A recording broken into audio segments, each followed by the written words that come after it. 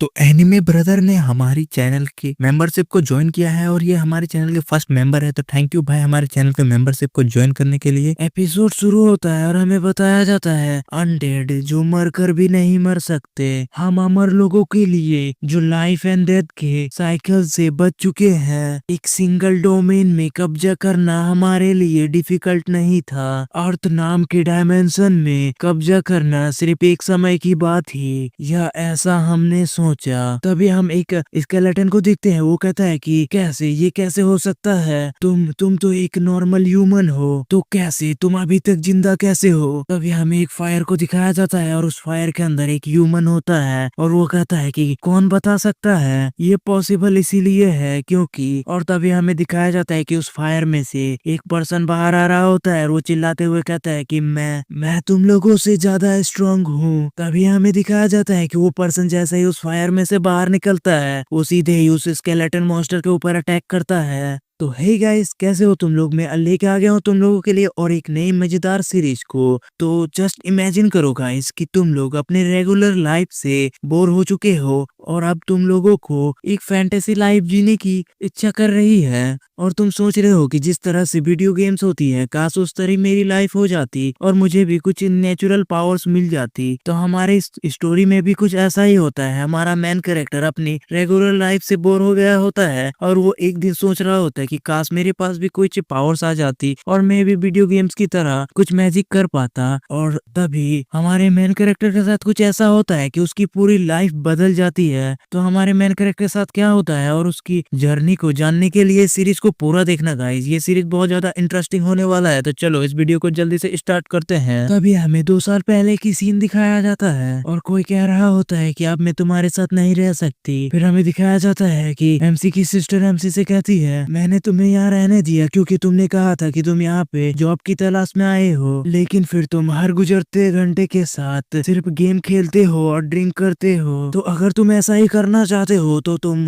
Mom dad के घर पे वापस चले जाओ। तो एमसी कहता है कि नहीं, मैं इस उम्र में अपनी माता पिता के ऊपर भरोसा नहीं कर सकता हूँ। तो एमसी की सिस्टर गुस्सा करते हुए एमसी से कहती है लेकिन तुम्हारी छोटी सिस्टर ठीक है और तुम्हें अलाउंस भी मिलेगी। तो एमसी अपने कमरे में जाने लगता है। तभी उससे उसकी सिस्टर कहती है कि कल न्यू ईयर है तो फिर अपने लिए कोई पार्ट टाइम जॉब या फिर और कुछ ढूंढ लो। तो एमसी अपने कमरे में जाते हुए कहता है कि ठीक है मैं ढूंढ लूंगा। तो फिर चलो इसे कल पर छोड़ देते हैं, अभी मेरा सिर घूम रहा है। फिर हम एमसी को देखते हैं। एमसी अपने कमरे का डोर को लॉक करता है और कहता है कि फिर से।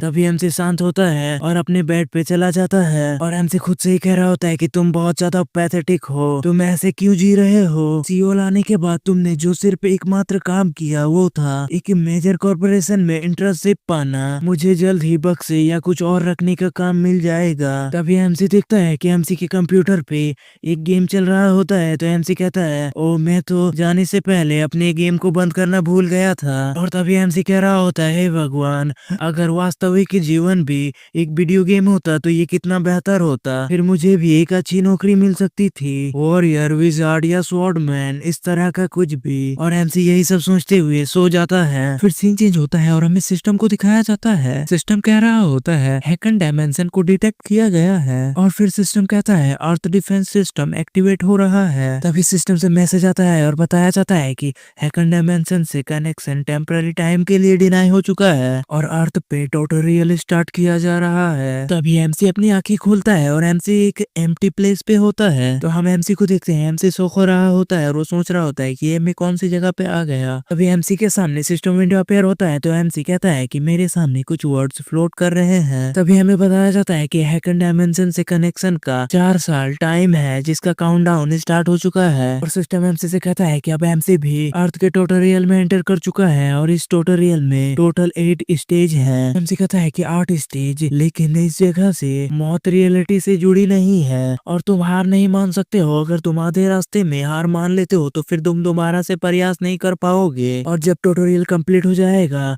तो उस पर्सन का अवेकनिंग होगा और उसे उसका रिवॉर्ड दिया जाएगा। तो हम एमसी को देखते हैं। एमसी ये सब पढ़कर शौक हो रहा होता है। अभी एमसी का जो सिस्टम होता है वो एमसी के सामने अपेयर हो जाता है। तो वो कहता है कि मास्टर आज आप अच्छी तरह से जुड़ गए हैं। और एमसी के सामने एक ह्यूमन फॉर्म का सिस्टम होता है जिसका लेवल 98 पे होता है। तो एमसी सोच रहा होता है कि ये बस एक सपना है और इस तरह का सपना बस एक गेम एडिक्टेड लड़का ही देख सकता है जिसे कि इलाज की जरूरत हो। एमसी कहने लगता है कि मॉम डैड मुझे माफ कर दो और हायुन तुम्हारे भाई को नौकरी मिल जाएगी। लेकिन और तभी एमसी बहुत ज्यादा खुश हो जाता है और कहता है कि कौन परवाह करता है कि ये एक सपना है, शायद ये गॉड की ओर से एक संकेत है कि एक आखिरी बार मैं अपनी पूरी ताकत लगा दूं। तभी सिस्टम बताता है कि एमसी का एक और गेम का माइंडसेट है। सिस्टम एमसी से कहता है कि तुम स्टेज 1 में एंटर कर रहे हो और हम प्रे करते हैं कि तुम अर्थ को बचाने के लिए ये सब करोगे। तभी एमसी को देखते हैं, एमसी बहुत ज्यादा शौक हो जाता है और कहता है कि क्या अर्थ को बचाना है और एमसी कंफ्यूज हो रहा होता है। तो सिस्टम से नोटिफिकेशन आता है और बताया जाता है कि तुम स्टेज 1 में एंटर कर रहे हो, अपनी करेज को साबित करो और अपने डर से जीत जाओ। और एमसी का स्टेज 1 का कंडीशन होता है कि एमसी को एक ब्रिज से होते हुए अपने डेस्टिनेशन पॉइंट तक पहुंचना होता है और अगर एमसी फेल हो जाएगा तो फिर एमसी का पेनल्टी डेथ है। तो एमसी कंफ्यूज होते हुए कहता है कि एक ब्रिज। तभी एमसी बहुत ज्यादा शौक हो जाता है और हमें दिखाया जाता है कि एमसी के अलावा भी वहाँ पे और सारे ब्रिज होते हैं और उनमें भी कुछ लोग खड़े होते हैं और उनके नीचे लावा बह रही होती है। तो एमसी उस लावा को देखते हुए कहता है कि ये तो लावा है, आखिरकार इस गर्मी का क्या मतलब है। तो अभी एमसी अपने आसपास देखता है कि और भी लोग होते हैं। तो एमसी कहता है कि और ये लोग हैं कौन, आखिर यहाँ पे क्या हो रहा है। तो एमसी के अलावा जो लोग होते हैं वो लोग कह रहे होते हैं कि मैं तो निश्चित रूप से अपने घर में था। तब हम एमसी को देखते हैं, एमसी कह रहा होता है कि ये किस बेवकूफ का सपना है। तभी एमसी कुछ देखता है और भी ज्यादा शौक हो जाता है। तब दिखाया जाता है कि एमसी की सिस्टर भी एक ब्रिज में खड़ी होती है और एमसी की सिस्टर रो रही होती है। तो एमसी की सिस्टर भी एमसी को देख लेती है। एमसी अपनी सिस्टर से कहता है कि साल के पहले सपने में तुम क्यों हो, ये तो बहुत बुरा है। तो हायुन कहती है ये तो मेरी लाइन है और अभी भी इन लोगों को लग रहा होता है कि ये एक सपना है। तो हायुन उस लावा को देखते हुए कहती है कि लेकिन सचमुच में क्या ये एक सपना है। अचानक अर्थ को बचाने या फिर कुछ और को बचाने के बारे में बात होने लगी। तो एमसी हायुन से कहता है कि ऐसा मत सोचो कि ये तुम्हारा सपना है क्योंकि ये सपना मेरा है। तो हायुन गुस्सा करते हुए कहती है क्या ये अभी भी इम्पोर्टेंट है, और अगर हम सपने के अंदर है तो फिर ये लावा इतना गर्म क्यों है, और क्या सपने में इसी तरह के नेचुरल कन्वर्सेशन होते हैं, क्या तुम्हें नहीं लगता कि यहाँ पर कुछ गड़बड़ है। तो एमसी हंसते हुए कहता है कि माइंड को आसानी से ट्रिक किया जा सकता है। लोग हमेशा कहते हैं कि वो लोग सपने में दर्द महसूस नहीं कर सकते, लेकिन ये एक झूठ है। क्या तुम जानती हो मेरे साथ कई बार ऐसा हुआ है कि मुझे लगा कि मैं सचमुच में टॉयलेट कर रहा हूँ, लेकिन सुबह उठने पर मुझे राहत महसूस हुई क्योंकि मेरा बेड सही था। तो हायुन अजीब सा फेस बनाते हुए कह रही होती कि वो क्या बकवास कर रहा है। तो हायुन एमसी से कहती है कि अपनी सिस्टर के सामने इतना शर्मनाक बात करना ये अच्छी बात नहीं है। अभी एमसी आगे जाने लगता है और कहता है कि खैर मैं आगे जा रहा हूँ। तो हायुन एमसी से पूछती है कि कहाँ जा रहे हो। तो एमसी हायुन को सिस्टम की बात याद दिलाते हुए कहता है कि ऐसा कहा गया था कि हमें ब्रिज के एंड पॉइंट तक पहुँचना है, क्या तुमने ये नहीं देखा था। खैर मुझे लगा कि ये मेरा सपना है, तो ये एक ऐसा एनपीसी है जिसे कि तुम नहीं जानती हो। तो हायुन गुस्सा करते हुए एमसी से कहती है कि मैंने भी उसे अच्छी तरह से देखा था, क्या तुम्हें चिंता नहीं है कि अगर हम नीचे गिर जाएंगे तो क्या होगा। तो एमसी कहता है कि क्या तुम पागल हो, क्योंकि ये एक सपना है, अगर मैं मर जाता हूँ तो फिर मैं अपने रियल लाइफ में जाग जाऊंगा। तभी एमसी देखता है कि वहीं पे एक पर्सन उनके सामने से ही लावा में गिर जाता है। एमसी उस पर्सन को गिरते हुए देखकर थोड़ा डर रहा होता है। तभी एमसी देखता है कि वो पर्सन लावा में जलने लगता है और वो पर्सन जैसे जैसे लावा में जल रहा होता है वैसे बहुत ज्यादा चिल्ला रहा होता है, जिसे कि एमसी और हायुन भी देख रही होती है। तभी वो पर्सन पूरी तरह से जलने लगता है और उस लावा के अंदर चला जाता है और ये सब देखकर एमसी और हायुन दोनों ही डर जाते हैं। हायुन एमसी से कहती है कि तुम क्या कह रहे थे। तो हम एमसी को देखते हैं, एमसी कुछ भी जवाब नहीं देता। फिर हम एमसी को देखते हैं, एमसी बहुत ज्यादा डरने लगता है और एमसी की बॉडी भी कांपने लगती है। तो एमसी डरते हुए कहता है कि वो चीख काफी ज्यादा वास्तविक लग रही थी, लेकिन मैं डरा हुआ नहीं हूँ। और एमसी मन ही मन सोच रहा होता है ये तो बहुत ज्यादा पेनफुल था। तभी हायुन शांत होती है और वो रेंगते हुए उस ब्रिज के आगे जाने लगती है और एमसी से कहती है कि कोई भी बेवकूफी भरा काम मत करो, अगर तुम आगे बढ़ना चाहते हो तो चल के मत जाओ, पॉसिबल है कि रेंग के जाना ज्यादा सुरक्षित होगा। एमसी कहता है कि सचमुच, खैर मुझे जरा सा भी डर नहीं लग रहा है। लेकिन अब जब तुमने इसका जिक्र कर ही दिया है तो हम हायुन को देखते हैं। हायुन कहती है कि वो इसे अंत तक बनाए रखेगा और फिर हमें दिखाया जाता है कि बहुत सारे लोग उस ब्रिज में चलकर जा रहे होते हैं। तभी हम हायुन और एमसी को देखते हैं, वो दोनों ही रेंगते हुए आगे बढ़ रहे होते हैं। तो हायुन एमसी से कहती है कि तुम्हें क्या लगता है कि हमारे साथ क्या हो रहा है, क्या इस पर तुम्हारी कोई राय है? तो एमसी कहता है ये तो बहुत ज्यादा रियलिस्टिक नाइटमेयर है। तो हायुन कहती है कि तुम अभी भी यही कह रहे हो, लेकिन वास्तव में तुम पहले ही समझ चुके हो कि मामला ऐसा नहीं है, यहाँ पे कुछ गड़बड़ है। तुम सचमुच में सोचते हो कि इतना रियलिस्टिक नाइटमेयर भी हो सकता है? तभी हायुन कुछ देखती है और कहती है कि वहाँ पर निश्चित रूप से कुछ है, कुछ ऐसा हुआ है जिसकी हम कल्पना भी नहीं कर सकते हैं। तो मुझे ऐसा लगता है कि अगर हम यहाँ मरते हैं तो हम रियल लाइफ में भी मारे जाएंगे। हम एमसी को देखते हैं, एमसी स्माइल करने लगता है। तभी हमें दिखाया जाता है कि एमसी बहुत ज्यादा डरने लगता है और एमसी रोते हुए अपनी सिस्टर से कहने लगता है कि तुम कुछ या मैं इसे नजरअंदाज करने की पूरी कोशिश कर रहा था, तो तुम बार बार इस बारे में बात क्यों कर रही हो? मैं डर के मारे यहाँ फंस गया हूँ। तो हायुन सोच रही होती है कि वो इस वर्ल्ड का सबसे अलग एल्डर ब्रदर होगा। तभी एमसी उस ब्रिज में लेट जाता है और एमसी कहता है कि अब हम आगे बढ़ने से पहले थोड़ा आराम कर ले, क्योंकि मैं अब और आगे नहीं रेंग सकता, मेरे हाथ और पंजे दोनों ही दर्द करने लगे हैं। तो हायुन एमसी से कहती है कि तो क्या तुम अब लेटे रहने वाले हो? एमसी स्माइल करते हुए कहता है कि तुम क्या जानती हो, अब अभी भी पॉसिबिलिटी है कि ये एक ड्रीम है, शायद मैं इसी तरह से एक ही जगह पे रहा तो मैं खुद ही जाग जाऊंगा। तभी हमें दिखाया जाता है कि उन दोनों के सामने सिस्टम विंडो अपीयर हो जाता है और बताया जाता है कि टोटली स्टार्ट होने का सेट टाइम पास हो चुका है और डिफिकल्टी लेवल बढ़ाई जा रही है। एमसी और भी ज्यादा शौक हो जाता है और कहता है कि अब क्या हो रहा है। और तभी हमें दिखाया जाता है कि उस ब्रिज में जितने भी लोग होते हैं सब लोग डरने लगते हैं। तभी एमसी देखता है कि उसके पीछे का ब्रिज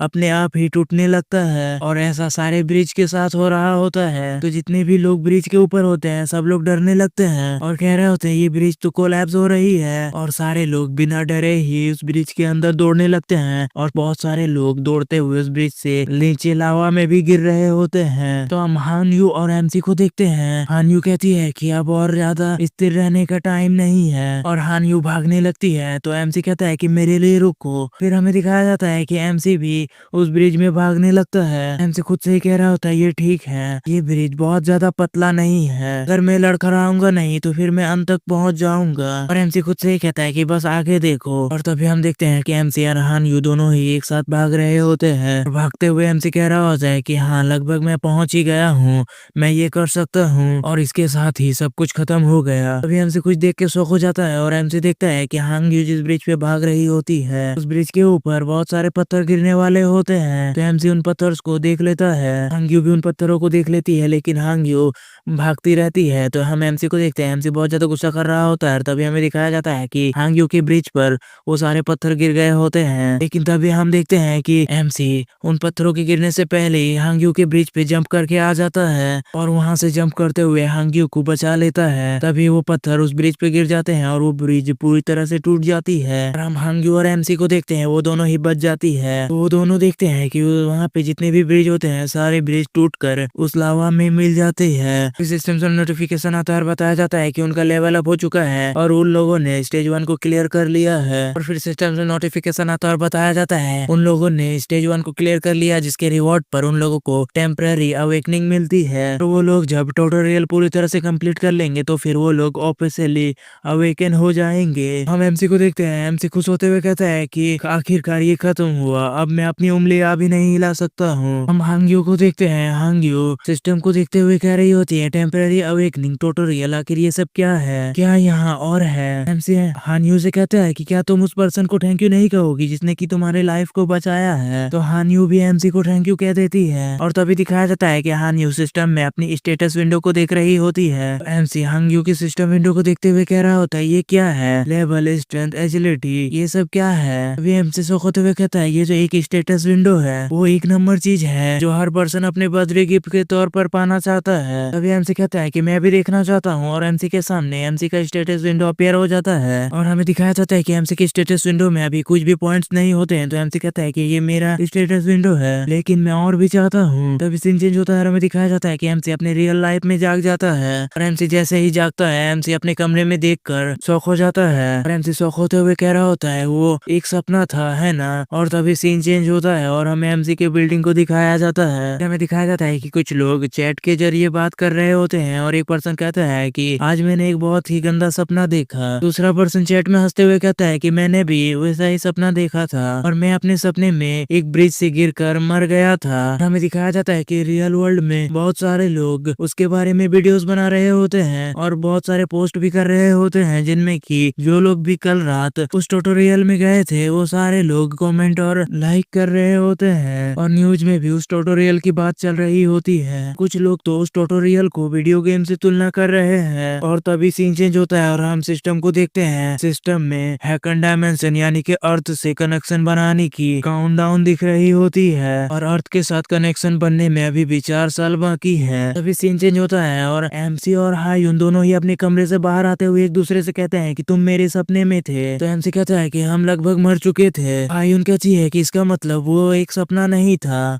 एमसी कहता है कि सबसे इम्पोर्टेंट बात वो स्टेटस विंडो है। हायुन कहती है क्या सचमुच में हमारा सपना एक जैसा था? तो हम हायुन को देखते हैं। हायुन चिल्लाते हुए कहती है कि भाड़ में जाओ, बस तुम चुप रहो। एमसी भी गुस्सा करते हुए हायुन से कहता है कि मेरे बातों को काटना बंद करो और तभी वो दोनों फिर से अपने अपने कमरे में जाने लगते हैं और वो दोनों ही अपने अपने कमरे में जाते हुए कुछ सोच रहे होते हैं। फिर वो दोनों ही कहते हैं क्या हमें पहले खाना चाहिए। तभी हमें मोबाइल स्क्रीन को दिखाया जाता है जिसमें कि सारे लोग उसी ट्यूटोरियल के बारे में सर्च कर रहे होते हैं और हम देखते हैं कि हायुन और एमसी खाना खा रहे होते हैं और हायुन अपने फोन में उन सर्च लिस्ट को देख रही होती है। हायुन उन सर्च लिस्ट को देखते हुए कहती है ये सचमुच में एक ड्रीम नहीं था, ये सिर्फ कोरिया में नहीं, ऐसा लगता है कि ये पूरी दुनिया में हुआ था। एमसी भी अपने फोन में देखते हुए कहता है क्या ये सचमुच में हो रहा है? लेकिन ऐसा लगता है कि अगर तुम सपने में मारे जाते हो तो रियलिटी में तुम पर इसका कोई भी फर्क नहीं पड़ेगा। और इन पोस्ट में कहा भी गया है कि हर 10 में से 3-4 लोग गिर गए थे और वो मारे गए थे, लेकिन रियलिटी में उन्हें कुछ भी नहीं हुआ। हायुन कहती है कि फिर भी वो सपना कितना ज्यादा रियल था और मुझे यकीन है कि उस ऊंचाई से गिरने के बाद बहुत ज्यादा चोट लगेगी और जो लोग गिरे थे वो लोग पीटीएसडी से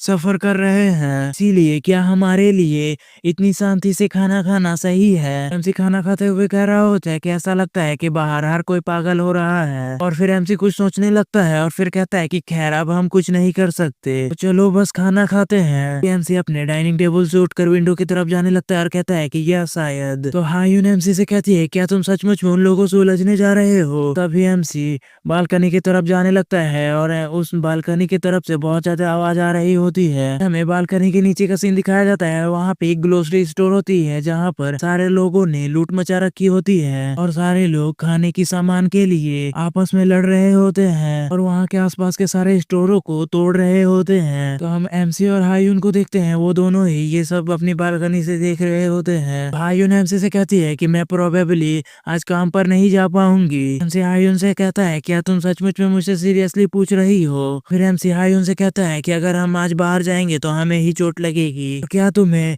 हैकन डायमेंशन से कनेक्शन वाली बात याद है? तो हायुन कहती है कि जब स्टेटस विंडो खुली थी तब तुम्हें उसे ठीक से देखने का मौका नहीं मिला था, है ना? उसमें लिखा था कि तुम देख सकते हो कि हमारे पास कितना समय बचा है। तब हायुन कहती है कि टाइम चेक करो और सिस्टम विंडो अपेयर हो जाता है। एमसी हायुन की सिस्टम विंडो को देखते हुए कह रही होती है अरे यार मैं भी सिस्टम से चूक गया। तो तभी सिस्टम में दिखाया जाता है कि अभी भी कनेक्शन बनने में 4 साल 354 दिन 17 घंटे 3 मिनट और 13 सेकंड का टाइम बचा है। तो हायुन कहती है कि वास्तव में ये निश्चिंत नहीं है कि ये क्या है, लेकिन हमारे पास लगभग 5 साल है। बाहर की सिचुएशन देखते हुए कह रहा होता है क्या सचमुच में हम ऐसे सिचुएशन में 5 साल तक तैयार हो सकते हैं? भले ही अभी सिचुएशन थोड़ी गड़बड़ है लेकिन जल्द ही चीजें शांत हो जाएगी, अभी तो घर पर ही रहना बेहतर होगा। तो हायुन सोच रही होती है किसी तरह ये बेवकूफ समझदार बन रहा है। फिर एमसी कह रहा होता है कि आज सुबह के उलझन के बाद और कुछ भी खास नहीं हुआ। शाम तक ज्यादातर पर्सन अपनी डेली रूटीन में लौट गए। साउथ कोरियाई के दिन में फिर से शांत हो गया और इस तरह पहला दिन खत्म हुआ। और फिर हम एमसी को देखते हैं, एमसी सो रहा होता है। फिर एमसी अपनी आंखें खोलता है तो देखता है कि एमसी के सामने फिर से सिस्टम विंडो अपीयर हो जाता है और सिस्टम कह रहा होता है कि एमसी फिर से ट्यूटोरियल में एंटर कर रहा है। तो एमसी कहता है ठीक है। तभी सिस्टम एमसी से पूछता है कि क्या आपको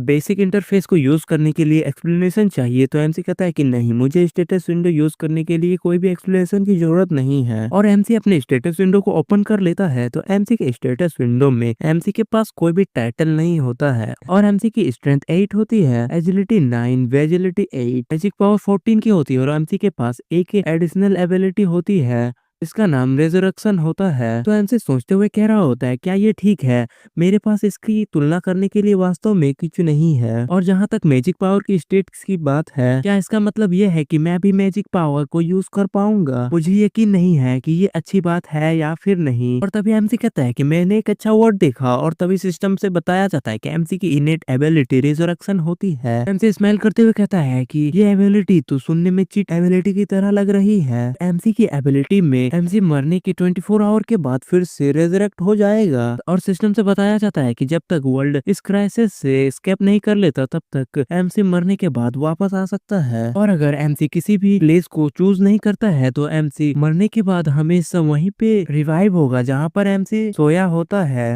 एमसी को रिवाइव करने की पेनल्टी होती है कि एमसी हर डेथ के बाद एक लेवल डिक्रीज हो जाएगा, और उसकी सारी स्टेट्स 24 घंटे के लिए 50% डिक्रीज हो जाएंगे। और रेजरेक्शन पेनल्टी ट्यूटोरियल के वक्त अप्लाई नहीं होंगे। तो हम एमसी को देखते हैं, एमसी ये सब सुनकर बहुत ज्यादा खुश हो जाता है। एमसी खुश होते हुए कहता है कि मैं एक यूजलेस की तरह साबित नहीं होऊंगा। तभी सिस्टम से नोटिफिकेशन आता है और बताया जाता है कि एमसी स्टेज शुरू में एंटर कर रहा है। तो एमसी भी बोलता है हाँ बिल्कुल। और एमसी कहता है कि चाहे मेरे स्टेट्स अच्छे हो या फिर नहीं, मैं लेवल अप के साथ सारे कुछ सुधार लूंगा, और ये अमेजिंग रेजरेक्शन स्किल्स के साथ मैं कुछ भी कर सकता हूँ। और फिर एमसी कहता है कि अब जब मेरे पास रेजरेक्ट होने की एबिलिटी थी, तो फिर मैं बहुत ज्यादा एक्साइटेड था। मैं इमेजिन भी नहीं कर सकता था कि मेरे साथ आगे क्या होने वाला है। फिर सीन चेंज होता है और हम एक गॉब्लिन को देखते हैं जो किसी के ऊपर बहुत ज्यादा गुस्सा होता है। और तभी हम एमसी को देखते हैं, एमसी उस गॉब्लिन के ऊपर अटैक कर रहा होता है, लेकिन वो गॉब्लिन एमसी के अटैक को डॉज कर लेता है। तभी फिर हम सिस्टम के मैसेज को देखते हैं। सिस्टम कह रहा होता है कि स्टेज 2 में अपनी स्ट्रेंथ को प्रूव करने के लिए सारे एनिमीज को डिफीट करो। फिर एमसी उस गॉब्लिन के ऊपर दोबारा से अटैक करता है, और इस बार एमसी उस गॉब्लिन को मार डालता है। एमसी सोच रहा होता है कि फाइनली मैंने अपनी वेपन की मदद से इस गॉब्लिन को मार दिया, और किसी जिंदा चीज को हिट करने के बाद मेरी पूरी बॉडी नम हो गई है, लेकिन मैंने उसे मार डाला। और तभी एमसी कहने लगता है कि अरे यार, मुझे ऐसा लग रहा है कि अब मैं उल्टी कर दूंगा। इसी के साथ हम देखते हैं कि एमसी वहां से जाने लगता है और कहता है कि फिर भी मैंने इसे इसीलिए मारा क्योंकि ये एक गॉब्लिन था, और अगर मैंने इसके ऊपर घात लगा के हमला नहीं किया होता तो शायद ये हो सकता था। तभी एमसी देखता है कि उसके सामने से और एक गॉब्लिन आ रहा होता है। एमसी जैसे ही उस गॉब्लिन को देखता है, एमसी अपने वेपन को सामने कर लेता है, लेकिन एमसी बहुत ज्यादा डर रहा होता है। और तभी वो गॉब्लिन भी देख लेता है कि उसके एक साथी को एमसी ने मार डाला था, तो वो गॉब्लिन बहुत ज्यादा गुस्सा हो जाता है। और इसी के साथ सिस्टम से नोटिफिकेशन आता है और बताया जाता है कि ये गॉब्लिन कोई नॉर्मल गॉब्लिन नहीं है, बल्कि ये एक गॉब्लिन सोल्जर है। एमसी डरते हुए सोच रहा होता है, क्या ये शुरू से ही दो थे? और क्या गॉब्लिन्स को बिगिनर्स के लिए लो लेवल का नहीं माना जाता है? और एमसी उस गॉब्लिन को देखते हुए कह रहा होता है कि वो गॉब्लिन तो पहले वाले से भी बड़ा है, और उसके पास जो तलवार है वो 1 मीटर से भी लंबी है, और अगर मुझे इस स्वॉर्ड से चोट लग जाती है तो सिर्फ टिटनेस ही काफी नहीं होगा। तभी हम उस गॉब्लिन सोल्जर को देखते हैं, वो गुस्से की वजह से रॉर करता है और एमसी के ऊपर अटैक कर देता है, लेकिन एमसी अपनी वेपन की मदद से किसी तरह उसके अटैक को ब्लॉक कर लेता है। हम एमसी को देखते हैं, एमसी रोने लगता है और कहता है कि क्योंकि मैंने कभी भी वर्क नहीं किया है और मैं दिन भर घर में ही रहता हूँ, क्योंकि ट्यूटोरियल के अंदर मुझे जो वेपन मिली थी वो सिर्फ 70 सेंटीमीटर लंबी थी। और तभी दिखाया जाता है कि उस गोब्लिन सोल्जर के अटैक के वजह से एमसी के हाथ से उसका वेपन छूट जाता है। एमसी कह रहा होता है कि मेरे पास 1 मीटर लंबी स्वॉर्ड के अगेंस्ट जीतने का कोई भी रास्ता नहीं है। तभी दिखाया जाता है कि एमसी के पास वो वेपन नहीं होता, जिसके वजह से उस गोब्लिन सोल्जर का अटैक एमसी को लग जाता है। और फिर हम देखते हैं कि वो गोब्लिन सोल्जर एमसी के ऊपर और भी ज्यादा अटैक करने लगता है।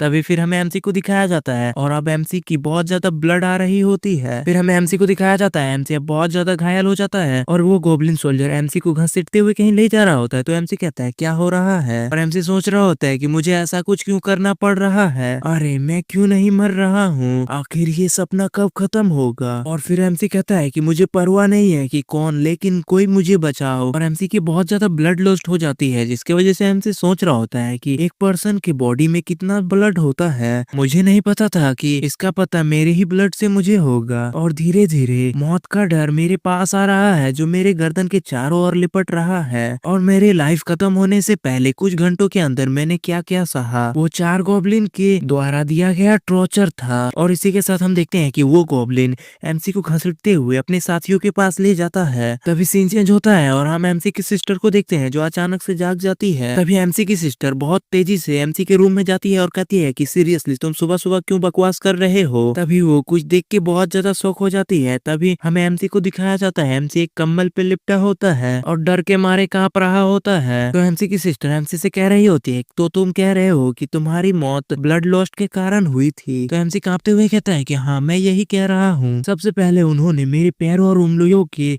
नाखून एक एक करके खींच लिए थे, फिर उन पर पैर पटकने लगे, फिर भी ये काफी नहीं था। तो हायुन कहती है कि बस करो, मैं तो मर गई थी, मेरे लिए इतना बुरा नहीं था, वैसे तुम इसीलिए चिल्ला रहे थे। तो हम एमसी को देखते हैं, एमसी थोड़ा सा ब्लश कर रहा होता है। तभी एमसी गुस्सा हो जाता है और चेयर पे चढ़ते हुए हायुन से कहता है कि नहीं, अगर तुम इसे खुद महसूस करती तो तुम्हें पता चलता कि मैं किस सिचुएशन से गुजर के आया हूँ। मुझे पूरा यकीन है कि गुआन यू भी इसे सहने के बाद अपनी माँ के पास रोते हुए चला जाएगा। तो हायुन कहती है कि ठीक है, मैं समझ गई, मैंने कुछ भी नहीं कहा। तो हायुन एमसी से पूछती है कि इसीलिए क्या तुम्हें हॉस्पिटल जाने की जरूरत है। तो एमसी कहता है हॉस्पिटल। तभी हायुन एक न्यूज पढ़ते हुए एमसी को बताती है कि पिछले 2 दिनों में फिजियोथेरेपिस्ट के पास जाने वाली पेशेंट्स की नंबर बढ़ गई है। ऐसा लगता है कि ऐसे बहुत से लोग हैं जो इसी तरह से गुजरे हैं। हम एमसी को देखते हैं, एमसी थोड़ा सा शांत हो जाता है और एमसी हायुन से कहता है कि खैर, मुझे नहीं लगता कि ये इतना बुरा था। एमसी सोच रहा होता है वैसे भी मेरे पास कोई भी पैसे नहीं है। तो हायुन कहती है कि फिर कमा लो। और फिर हायुन फोन में एक न्यूज पढ़ते हुए एमसी से कहती है, एक अच्छी खबर है। ऐसा लगता है कि अगर तुम ट्यूटोरियल के अंदर मारे जाते हो तो फिर तुम्हारे लिए ट्यूटोरियल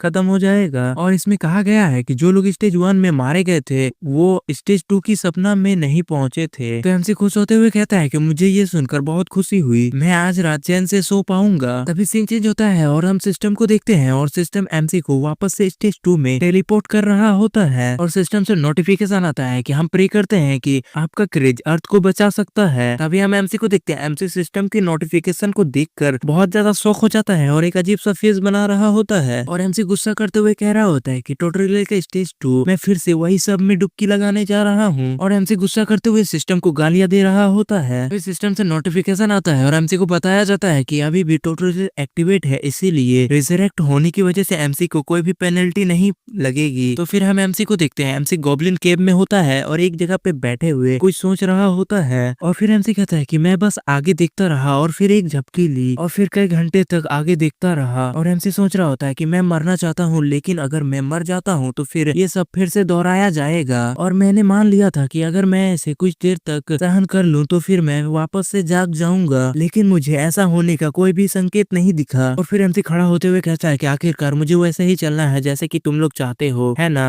और फिर एमसी आगे जाते हुए कहता है कि पिछली बार मैंने जिस वेपन को चुना था उसे इसीलिए चुना था क्योंकि मुझे लगा कि वो वेपन स्ट्रांग है और इसका इस्तेमाल करना भी इजी होगा। और फिर एमसी इस बार एक क्रॉसबो उठाते हुए कहता है कि क्योंकि मुझे किसी भी चीज के सामने जाने में डर लगता है तो चलो क्रॉसबो के साथ चलते हैं। और फिर एमसी एक स्पेयर को उठाते हुए कहता है कि तलवार जैसी शॉर्ट रेंज वाली वेपन के तुलना में ये स्पेयर ज्यादा बेहतर होगी। और फिर एमसी एक स्पेयर और क्रॉसबो को ले लेता है और कहता है कि तो फिर ठीक है, चलो उसे कोरिया की रिजर्व आर्मी की शूटिंग स्किल्स को दिखाता हूँ। और एमसी वहीं पे लेट कर उन गोब्लिन्स के ऊपर निशाना लगाने लगता है। और फिर हम देखते हैं कि एमसी उन गोब्लिन्स के ऊपर निशाना लगाने लगता है। तभी एमसी फायर कर देता है और हमें दिखाया जाता है कि उन दोनों गोब्लिन्स में से एक गोब्लिन को एमसी का एरो लग जाता है। तो एमसी शौक होते हुए सोच रहा होता है कि उसने बस उसे ले लिया। और तभी दूसरे गोब्लिन को दिखाया जाता है जो एमसी को देख लेता है और बहुत ज्यादा गुस्सा कर रहा होता है। और तब हमें पता चलता है कि एमसी का एरो असल में उस गोब्लिन को नहीं लगता है बल्कि साइड से निकल जाता है। तो एमसी सोच रहा होता है कि अरे यार, मैं उस वेपन का अच्छे से इस्तेमाल नहीं कर सकता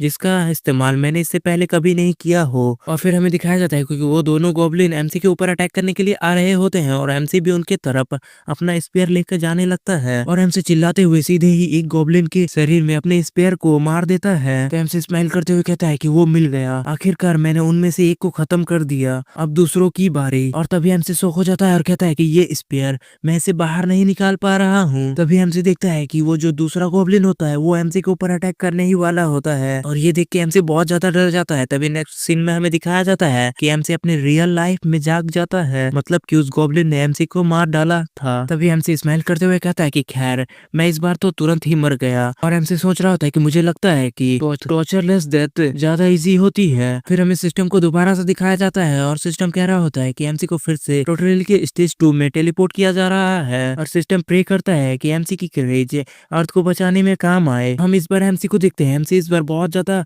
मोटिवेटेड होता है और कहता है कि दुनिया को बचाना है, ठीक है। और एमसी कहता है कि ट्यूटोरियल 2 का राउंड 3 होने वाला है। फिर एमसी बताने लगता है कि आज मैं स्वॉर्ड और शील्ड लेके गया, और क्या तुम लोग सोच रहे हो कि मैं उन वेपन का इस्तेमाल क्यों नहीं कर रहा जिसका मैं इससे पहले किया था। तभी हमें दिखाया जाता है कि इस बार एमसी एक वीडियो से स्वॉर्ड चलाना सीख कर आया है, इसीलिए इस बार एमसी स्वॉर्ड और शील्ड को लेकर जा रहा है। और एमसी कहता है कि मैंने पूरे एक दिन यूट्यूब पर स्टडी किया। और इस बार एमसी सीधे ही उन गोब्लिन्स के सामने चला जाता है और कहता है कि ठीक है, आ जाओ। और एमसी बहुत ज्यादा मोटिवेटेड होते हुए उन गोब्लिन्स की तरफ जाने लगता है। लेकिन तभी नेक्स्ट सीन में हमें दिखाया जाता है कि एमसी फिर से अपने रियल लाइफ में जाग जाता है और एमसी गुस्सा करते हुए कह रहा होता है कि वो बदमाश मेरे ऊपर हमला करने के लिए इकट्ठा हो रहे हैं। और फिर एमसी पागलों की तरह स्माइल करने लगता है और कहता है कि तुम लोग मुझे उकसा रहे हो।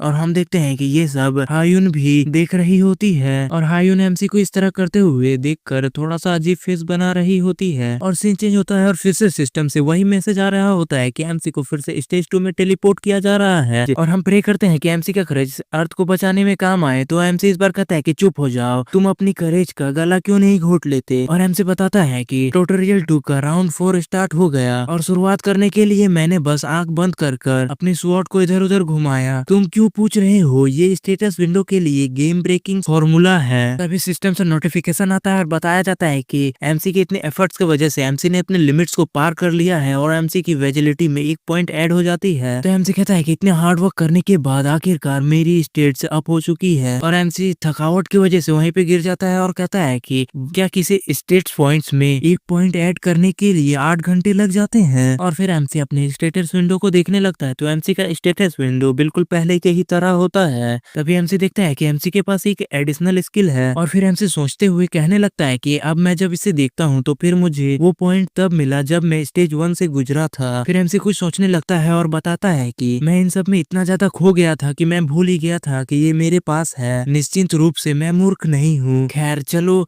स्ट्रेंथ में 1 पॉइंट ऐड करते हैं। और तभी एमसी बहुत ज्यादा चिल्लाते हुए उन गॉब्लिन्स की तरफ अटैक करने के लिए दौड़ते हुए जाने लगता है। और एमसी कहता है कि अब मेरे 2 एबिलिटी पॉइंट्स बढ़ चुके हैं तो अब इन गॉब्लिन से बदला लेने का टाइम आ चुका है। लेकिन तभी नेक्स्ट सीन में हमें फिर से दिखाया जाता है कि एमसी अपने बेड पे उठता है और इस पर एमसी बहुत ज्यादा चिल्ला रहा होता है और कहता है कि मैं यही करने जा रहा था लेकिन मैं इतना थक गया था कि मैं उनमें से एक को भी नहीं संभाल पाया, मैं बस मारा गया। और फिर हमें दिखाया जाता है कि सिस्टम से वापस से नोटिफिकेशन आता है और एमसी फिर से स्टेज 2 में टेलीपोर्ट हो जाता है। तो एमसी बताता है कि स्टेज 2 का राउंड 5 अब स्टार्ट हो गया है। और फिर एमसी बताता है कि मैंने फिर से तलवार घुमाकर अपनी वेजिलिटी में 1 पॉइंट बढ़ा दी। फिर एमसी बताता है कि राउंड 6 में मैंने अपनी 10 घंटे की हार्डवर्क के बाद अपने स्ट्रेंथ को 1% बढ़ा दी। और हम देखते हैं कि एमसी राउंड 6 में बहुत ज्यादा एक्सरसाइज कर रहा होता है। और फिर एमसी कहता है कि अब मैं आसानी से सामने के 2 गॉब्लिन्स को बाहर निकाल सकता हूँ। लेकिन फिर भी एमसी उन दोनों गॉब्लिन से फाइट करने में अनेबल होता है। तो एमसी कहता है कि लेकिन मेरी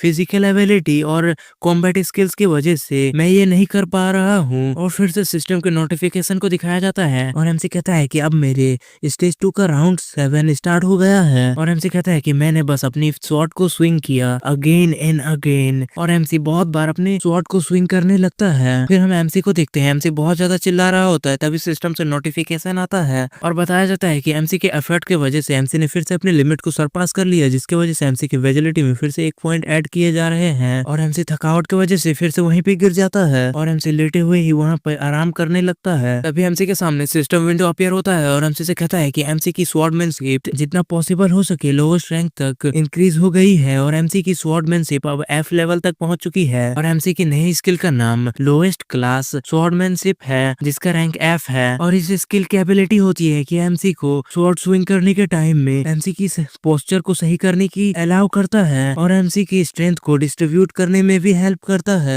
एक्सप्लेनेशन में बताया जाता है कि ये स्वॉर्डमैनशिप वो स्किल्स है जो कि तुम्हारे पड़ोस के रूफियंस के पास भी होगी, लेकिन कुछ ना होने से अच्छा यही है। तो फिर हम एमसी को देखते हैं, एमसी कहता है कि आखिरकार मैंने इसे बना दिया, लेकिन मैंने इसे एक बकवास बना दिया। लेकिन फिर भी एमसी सिस्टम को थैंक यू कह रहा होता है और फिर एमसी अपनी स्वॉर्ड को लेकर खड़ा हो जाता है और पागलों की तरह हंसते हुए कह रहा होता है, गॉब्लिन्स आज तुम सब मारे जाओगे। फिर एमसी बताता है कि स्टेज 2 में टोटल 5 गॉब्लिन्स हैं। 2 किले के शुरुआती भाग में रहते हैं और 3 गॉब्लिन्स जंगल के दूसरे भाग में रहते हैं। और तभी हम एमसी को देखते हैं, एमसी ने एक गॉब्लिन को मार दिया है और दूसरे गॉब्लिन के ऊपर अटैक करते हुए कहता है कि फिलहाल ये 2 गॉब्लिन ही आसान है। मैंने पहले गॉब्लिन के ऊपर क्रॉसबो से अचानक से हमला कर दिया और फिर स्वॉर्ड का इस्तेमाल करते हुए दूसरे को संभालूंगा। मेन प्रॉब्लम तो जंगल में बचे हुए 3 गॉब्लिन्स हैं। मैं दोनों को पहले की तरह संभाल सकता हूँ, लेकिन आखिरी वाला ही असली ऑब्स्टेकल है। तभी हम देखते हैं कि एमसी उन गॉब्लिन्स के ऊपर अटैक कर रहा होता है, तो वो गॉब्लिन एमसी के अटैक को ब्लॉक कर लेता है और वो गॉब्लिन भी एमसी के ऊपर अटैक कर देता है। तो एमसी अपनी शील्ड की मदद से उस गॉब्लिन के अटैक को ब्लॉक कर लेता है और एमसी कह रहा होता है कि मैं देख सकता हूँ, मैं उनके अटैक्स को देख सकता हूँ। तभी हमें दिखाया जाता है कि वो दोनों आपस में फाइट करने लगते हैं और एमसी उस गॉब्लिन के ऊपर बहुत ज्यादा स्लैश करते हुए सोच रहा होता है कि और मुझे ऐसा लग रहा है कि मेरी बॉडी मेरे सोचने से पहले ही मूव कर रहा है। फिर एमसी कहता है कि लेकिन ये, और तभी सिस्टम का नोटिफिकेशन को दिखाया जाता है और बताया जाता है कि एमसी की इस एबिलिटी के अंदर एमसी के नॉर्मल स्विंग पहले से ज्यादा इफेक्टिव स्विंग होंगे और एमसी का नॉर्मल स्विंग भी एक स्ट्राइक की तरह काम करेगा। तभी एमसी उस गॉब्लिन के गले में अटैक कर देता है, लेकिन तभी हमें दिखाया जाता है कि एमसी का अटैक थोड़ा सा मिस हो जाता है और वो गॉब्लिन बच जाता है।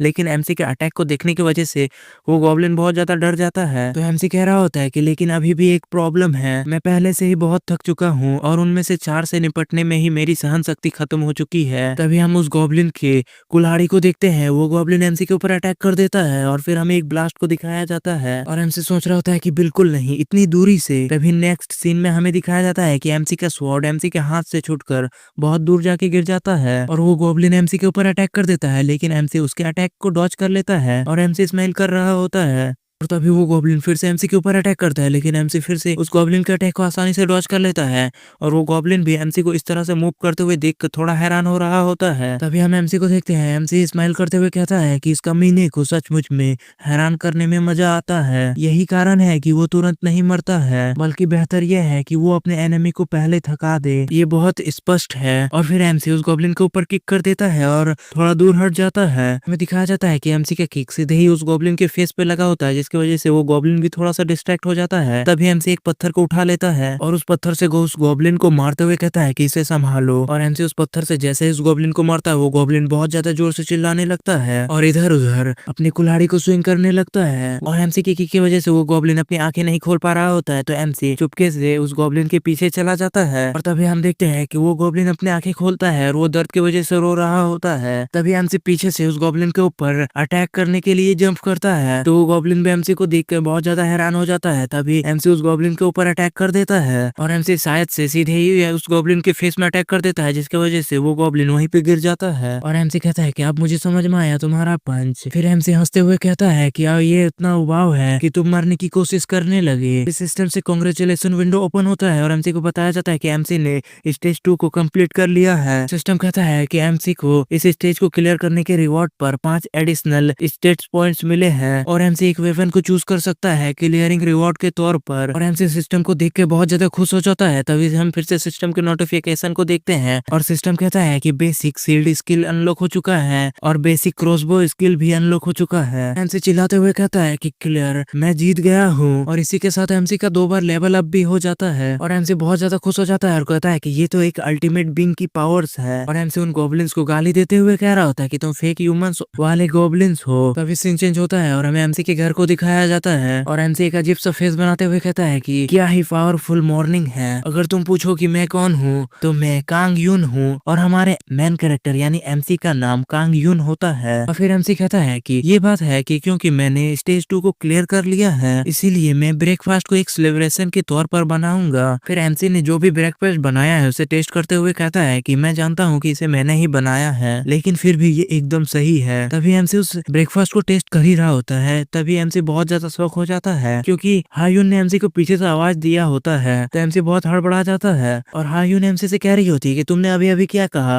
तभी हमें सिस्टम के नोटिफिकेशन को दिखाया जाता है और बताया जाता है कि अर्थ के ट्यूटोरियल अब कंप्लीट हो चुकी है और अब जिसके पास भी सिस्टम है वो फ्रीली ट्यूटोरियल के आउटसाइड में भी सिस्टम का यूज कर सकता है। इसी के साथ हमें दिखाया जाता है कि हायून और एमसी दोनों के सामने ही सिस्टम विंडो अपीयर हो जाता है और सिस्टम विंडो को देख के दोनों ही हैरान हो जाते हैं। तभी सिस्टम सबसे कहता है कि डंजन अब एक्टिवेट हो चुके हैं। तो और फिर एमसी कहीं जाने लगता है और एमसी अपने बालकनी से झांक कर कुछ देख के बहुत ज्यादा शौक हो जाता है और हमें दिखाया जाता है कि एमसी की जो बिल्डिंग होती है उसके नीचे एक डंजन गेट अपीयर हो जाता है। उस डंजन गेट को देखकर एमसी, हायुन और बाकी जितने भी लोगों ने उन डंजन गेट्स को देखा है वो सारे शौक हो जाते हैं। एमसी उस डंजन गेट को देख के कह रहा होता है वो तो एक डंजन गेट है। अभी हम बाकी लोगों को देखते हैं जो कि डंजन गेट के सामने खड़े होते हैं। तभी सिस्टम बताता है कि डंजन गेट को सिर्फ अवेकनर्स द्वारा ही यूज किया जा सकता है। फिर हमें ताजमहल का सीन दिखाया जाता है और ताजमहल के जस्ट सामने ही एक डंजन गेट अपीयर होता है और भी बहुत सारे देशों में डंजन गेट्स अपीयर हो जाते हैं। सिस्टम बताता है कि तुम सभी को एक निश्चित टाइम में डंजन्स को कंप्लीट करना होगा। फिर हमें दिखाया जाता है कि हैकन डायमेंशन के कंप्लीट कनेक्शन होने में अभी भी 4 साल 357 दिन 13 घंटे 59 मिनट और 51 सेकंड बाकी है। और फिर एमसी बताता है कि वर्ल्ड में डंजन अपीयर होने के बाद ये वर्ल्ड और भी ज्यादा केओटिक हो गई और सबसे पहले तो हमने ये डिसाइड किया कि हम घर से बाहर नहीं निकलेंगे और हमने कुछ जानकारी देखी और उनके इंफॉर्मेशन को एनालाइज किया। फिर एमसी रिसर्च कर रहा होता है और तभी एमसी हायुन से कहता है कि ऐसा लगता है कि ट्यूटोरियल अभी तक पूरी तरह से खत्म नहीं हुआ है और ऐसा पता चला है कि हाल ही में जिन्होंने भी अपनी 18 साल को पूरा किया है वो लोग ट्यूटोरियल में शामिल हो रहे हैं। तो हायुन कहती है कॉमन सेक्शंस अभी भी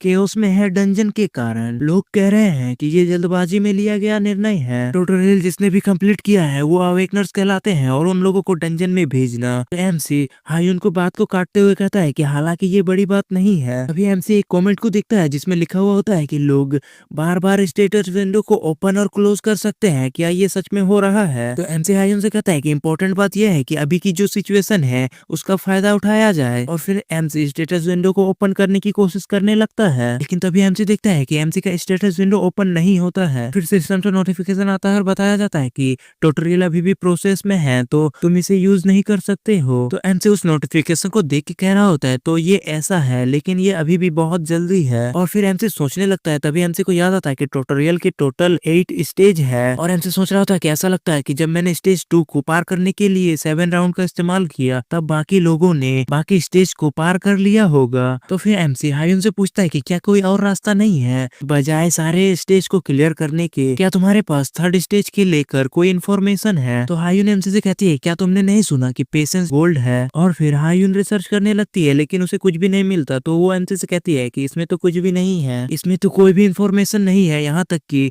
सेकंड स्टेज के बारे में भी यहाँ पर बहुत कम इन्फॉर्मेशन है। एमसी हायुन से कहता है क्या मुझे वहाँ जाकर फिर से लड़ाई करना चाहिए? और फिर एमसी अपने मसल्स दिखाते हुए कहता है कि खैर मैं अब काफी मजबूत हो गया हूँ, अब मैं पहले की तरह शर्मनाक तरीके से हारूंगा नहीं, मैं थर्ड स्टेज को स्टाइल और सटीकता के साथ पार कर लूंगा। फिर सीन चेंज होता है और हमें रात को थर्ड स्टेज का सीन दिखाया जाता है जहाँ पे कोई टॉयलेट कर रहा होता है। एमसी कह रहा होता है कि अभी, और तभी हम एमसी को देखते हैं एमसी बहुत गुस्सा कर रहा होता है और कहता है कि एक मॉन्स्टर ने मेरे ऊपर टॉयलेट कर दिया। और एमसी मन ही मन उस मॉन्स्टर को गालियां दे रहा होता है और कहता है कि मैं तुम्हें मार डालूंगा, मैं तुम्हें जरूर ही मार डालूंगा। फिर हम सिस्टम के नोटिफिकेशन को देखते हैं जिसमें कि बताया जाता है कि थर्ड स्टेज शुरू हो गया है और ये तुम्हारी, और थर्ड स्टेज में तुम्हें अपने किसी भी सिचुएशन को सहने की हिम्मत को प्रूव करना होगा। थर्ड स्टेज को क्लियर करने का कंडीशन ये होता है कि इन मॉन्स्टर का जो लीडर है उन्हें एमसी को मारना होगा। और सिस्टम को एमसी से कहता है अगर तुम ठीक से इंतजार करते हो तो तुम्हें जरूरी मौका मिलेगा, और अगर एमसी इस स्टेज में फेल हो जाता है तो फिर एमसी को पेनल्टी मिलेगी और एमसी की पेनल्टी डेथ है। और हम एमसी को देखते हैं एमस्टम की तरफ से ये एक गिल्ली सूट मिली होती है और एमसी कह रहा होता है कि ये सूट तो आदमी के फैंटेसी को पूरा करता है, ये मिशन घुसपैठ हत्या कुछ ऐसा ही होना चाहिए। और फिर एमसी आगे जाते हुए कह रहा होता है कि मुझे गोरखा के चीफ को मारना होगा। तो सबसे पहली बात यह है कि मुझे उन्हें ढूंढना होगा, लेकिन उससे पहले मुझे ये देखना होगा कि मुझे सेकंड स्टेज को क्लियर करने पर क्या क्या मिला। वो लोग बहुत निर्दयी होते हैं, वो लोग तुम्हें ठीक से जांचने का भी टाइम नहीं देंगे। और फिर एमसी अपने स्टेटस विंडो को ओपन कर लेता है और अब एमसी का लेवल 4 हो गया होता है। एमसी की स्ट्रेंथ 10, एजिलिटी 10, स्टेमिना 11 और मैजिक 14 होती है। और एमसी के पास एडिशनल स्टेट 7 है। और एमसी के पास अब 4 एबिलिटीज हो चुकी हैं जिसमें कि पहला रेजरेक्शन है, दूसरा स्वॉर्डमैनशिप है और तीसरा शील्ड स्किल है और चौथा क्रॉसबो स्किल है। इनमें से रेजरेक्शन एक यूनिक स्किल है तो उसका कोई भी रैंक नहीं बताया गया है, बाकी तीनों स्किल का रैंक F है। एमसी अपने स्टेटस विंडो को देखते हुए खुश होता है और कहता है कि मैं तो बहुत रिच हूँ और ये स्टेटस विंडो तो वैसा ही है जैसा कि इसे दिखना चाहिए। और नए जोड़े गए शील्ड और क्रॉसबो स्किल, और हमें बताया जाता है कि एमसी की जो शील्ड स्किल होती है वो एमसी को अलाउ करती है कि एमसी अब और भी इफेक्टली अपने शील्ड को यूज कर पाएगा। और क्रॉसबो स्किल से एमसी की एक्यूरेसी अब और भी ज्यादा इंक्रीज हो जाएगी। और एमसी अपने एडिशनल स्टेट्स को देखने लगता है और कहता है कि तो फिर चलो इन एडिशनल स्टेट्स को अपने स्ट्रेंथ और स्टेमिना में डाल देते हैं। एमसी सोचने लगता है कि क्या मुझे एजिलिटी में 2 पॉइंट्स डालने चाहिए। फिर एमसी अपने एडिशनल स्टेट पॉइंट्स को यूज करने लगता है और एमसी कह रहा होता है कि मुझे ऐसा लगता है कि कुछ और भी था। तभी सिस्टम से नोटिफिकेशन आता है और एमसी से पूछ रहा होता है कि क्या तुम अपने इन्वेंट्री को चेक करना चाहते हो। तो एमसी अपने इन्वेंट्री को ओपन करता है और एमसी के इन्वेंट्री में सिर्फ एक स्वॉर्ड होता है। तो एमसी अपने स्वॉर्ड को बाहर निकालते हुए थोड़ा हैरान हो रहा होता है और एमसी जैसे ही अपने स्वॉर्ड को बाहर निकाल लेता है तो एमसी कहता है कि ये तो बहुत औसम है, ये तो अब तक मेरे द्वारा देखी जाने वाली सबसे सरप्राइजिंग चीज है। फिर एमसी कहता है कि ठीक है, प्री बैटल स्टेटस चेक हो गया है, तो चलो अब उस गोरखा या फिर जो कुछ भी है उसे ढूंढते हैं। तो फिर हमें एक पर्सन के बारे में बताया जाता है जिसका नाम कार्लोस हैडकॉक होता है, जो कि 1942 से लेकर 1999 तक एक लेजेंडरी मरीन स्नाइपर था जिसने कि एक जर्नल को सफलतापूर्वक मार डाला था 3 दिनों तक 1.4 किलोमीटर तक रेंज के बाद। और एमसी कहता है कि वो ऐसे पर्सन थे जिसका मैं सबसे ज्यादा रिस्पेक्ट करता हूँ। और एमसी रेंग रहा होता है तो एमसी कहता है क्या मैं 10 घंटे से रेंग रहा हूँ। तभी एमसी उन गोरखा के एरिया तक पहुंच जाता है तो एमसी कहता है ऐसा लगता है कि मैं पहुंच चुका हूँ। फिर एमसी कहता है कि वहाँ पे तो 2 गार्ड हैं, क्या मुझे अपना रास्ता जबरदस्ती बनाना होगा। तभी हमें उन गोरखा को दिखाया जाता है जो कि किसी तरह के मास्क को पहने होते हैं। फिर हम एमसी को देखते हैं, एमसी कह रहा होता है कि मैंने जो टॉयलेट किया है उसकी वजह से मेरी पेंट गीली हो गई है और यहाँ के घास भी बहुत बड़े बड़े हैं और मेरी पेंट में बहुत तरह तरह के कीड़े रेंग रहे हैं। तभी अचानक से एमसी बहुत ज्यादा शौक हो जाता है और एमसी देखता है कि एक गोरखा एमसी के पास आ जाता है और तभी हमें दिखाया जाता है कि वो गोरखा भी टॉयलेट करने लगता है और वो सीधे ही एमसी के ऊपर टॉयलेट कर रहा होता है, जिसकी वजह से एमसी बहुत ज्यादा गुस्सा कर रहा होता है और एमसी सोच रहा होता है कि नोटिफिकेशन में इसके बारे में नहीं कहा गया था, अपनी प्रिजर्वेशन और पेशेंस को प्रूव करो। और फिर एमसी अपने आप को देखते हुए कह रहा हो प्रिजर्वेशन और पेशेंस, मैं इसे काटने वाला हूँ। तभी एमसी जंप करता है और एक गोरखा के ऊपर अटैक कर देता है और एमसी गालियां देते हुए उन गोरखा के ऊपर अटैक करने के लिए जाने लगता है और सीधे ही एक गोरखा को हिट कर देता है। एमसी इतना पावरफुल हिट करता है कि जिससे वो गोरखा दूर जाके गिरता है और एमसी कह रहा होता है कि मैंने फिर से कुछ बेकार चीज काट दी। और हमें दिखाया जाता है कि वो गोरखा फिर से खड़ा हो जाता है और वो गोरखा भी एमसी को देखकर गुस्सा हो जाता है और वो गोरखा अपने सारे साथियों को बुला लेता है। तो हमें दिखाया जाता है कि उस गोरखा कबीले में जितने भी गोरखा होते हैं सारे आने लगते हैं और वो सारे गोरखा एमसी को घेर लेते हैं। और हमें दिखाया जाता है कि वो सारे गोरखा जैसे ही एमसी को घेर लेते हैं, वो जो पहले वाला गोरखा होता है जिसके ऊपर एमसी ने अटैक किया था वो वहीं पे गिर जाता है क्योंकि उसे एमसी का अटैक पहले ही लग चुका होता है।